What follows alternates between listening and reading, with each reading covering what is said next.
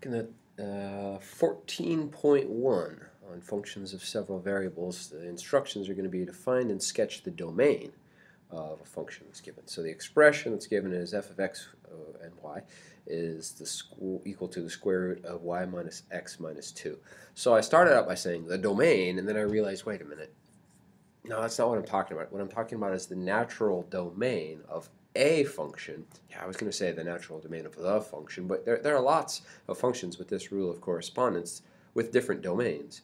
I'm trying to find the biggest possible domain, and that's the natural domain.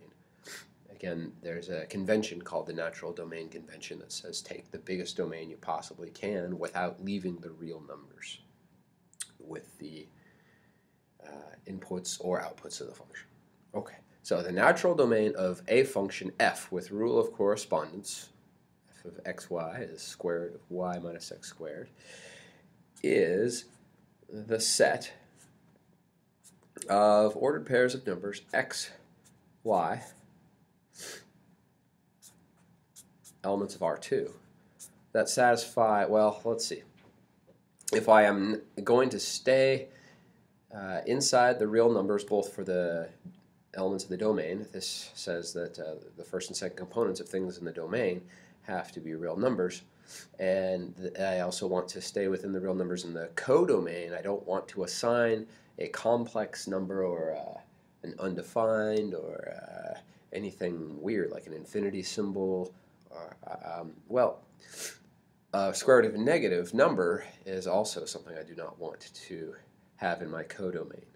So I want to say that we're going to restrict to the pairs of numbers x, y, such that y minus x minus 2 is bigger than or equal to 0. And I could rearrange that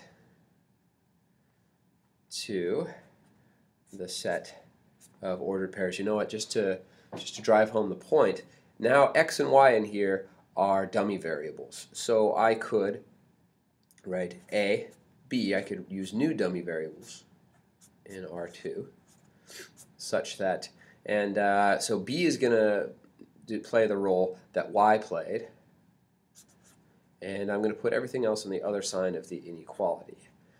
B has to be greater than a plus 2, where a is playing the role that x used to play. Okay. Which is drawn below. I'm supposed to draw this too. And I don't actually have any room below, so let me, instead of drawing below, draw kind of to the side. Alright, I will take a pen, and this is a set in the plane, so I will draw R2, and now I need to think about the portion of R2 that is this domain. I'll shade it in green. So b greater than a plus 2. Well, the line where b is equal to a plus 2, the second number is bigger than the first number plus 2. Isn't that about that line right there, where this is 2 on the second axis? And I am meant to keep everything with a second value larger than that, so everything up there.